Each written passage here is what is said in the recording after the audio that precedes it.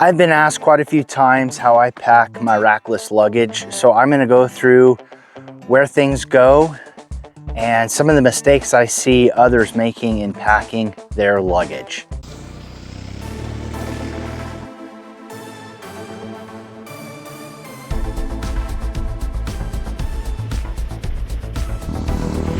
Hey, how's it going? Welcome to my channel.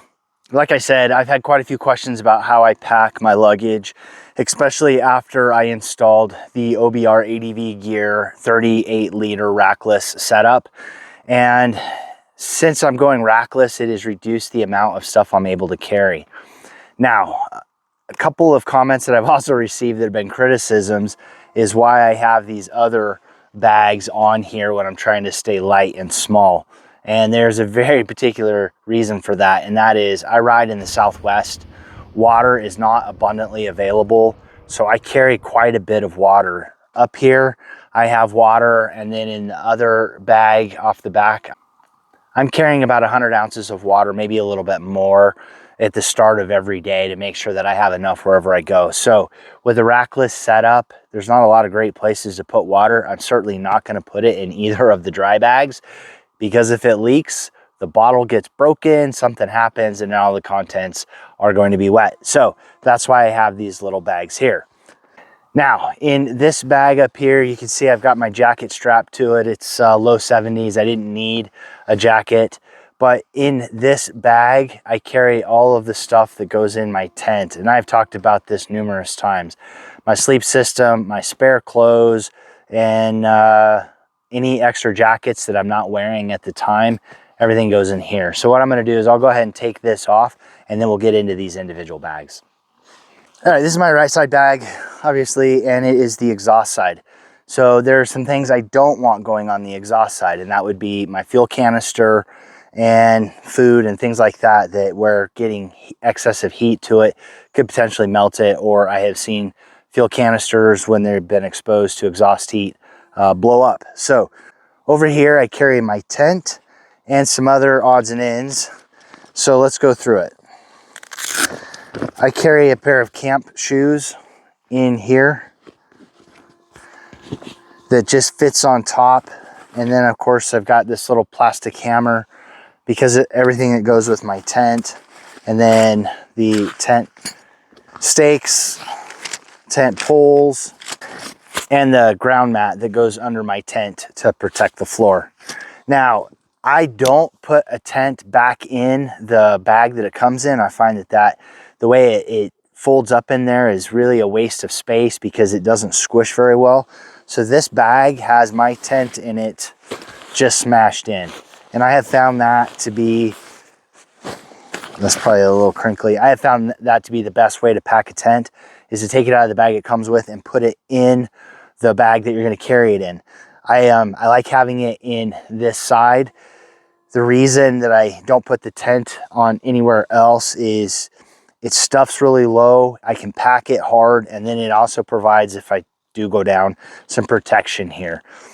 Now, I have seen people put clothes on this side, and then your clothes and your sleep system, unless that all fits in here, tends to be in different places. So I want my clothes and sleep system, everything that goes inside the tent, to be contained. So I like the tent, anything that I can do to set it up here without getting anything else wet goes in this bag. So the fly is in here, and then that's all that goes in this side is the tent fly, the tent poles, shoes, ground mat, and then also the little tiny hammer. So that's pretty much it for this side. Now this little bag I have here, I have miscellaneous stuff. I have some gloves in case I need to get into things, and then I have the OBR ADV ground mat in case I want to take a shower or sit on it or do any type of work on the bike, and I want to keep the area clean. Real quick, I want to mention that this is the OBR ADV 38-liter rackless luggage, like I had said in the beginning. A couple of things I want to mention. This is likely the only luggage that you're going to find for a motorcycle actually manufactured in the United States. So I find that to be absolutely amazing. And the gear is very rugged and durable. If you are interested in this gear, there is a 10% discount, ADV mat OBR 10. You can use that at checkout to get your 10% discount. If you are taking a look at this gear and you see that it is out of stock and you're interested in it, email the folks at OBR ADV Gear, let them know that you're interested, and they will give you an ETA of when the next quantity of these bags will be available. They've got them continuously coming and going, so if it says out of stock, it may be available really soon. So don't let that be a deterrent. Check in with them. It may be available sooner than you think. Now, the other note that I want to make, if you like those beaver tails that roll over and strap everything down, they're in the process of making a beaver tail that will go underneath the rackless gear, and that way the dry bag, the 35-liter dry bag that they have, you can just set that on top, strap it down, and not use buckle straps like I do. So yeah, use the 10% discount at ADV mat OBR 10. All right, so we had the tent on the right side. The left side is my cooking stuff, chair, things like that. This front bag, it does not have water in this. This front bag actually has a first aid kit to make it easily accessible. And then I also have a small toiletries bag in here, toothbrush, some pit stick, and a little bit of toothpaste. Some flossers too, that's important. Keep your teeth clean, your gums clean. So in here is where I carry my food. And get that opened up. So I carry my food, I just put it in a dry bag because it's easy. It's not really dry anymore, it's got cuts in it, but that's how I carry my food. Now let me get a look in this and I will show you what's inside, and then we'll go through how I pack it. All right, looking inside, I've got my nighttime relief bottle. You should know what that's for. And then I have a lantern, a tent lantern. And then I have a fuel tank. Fire dangers have been high everywhere, so I'm not using my little wood burner. And then I've got a foldable coffee cup. I have a foldable bowl that I use for cooking ramen or anything else that I want to put in there. I use it as a plate as well. And then I have my Kevlar bear bag. And then you can see I've got my chair. And then I've got my stove. And then I have a jump pack. I always carry a jump pack because I ride by myself. And that is the anti-gravity one.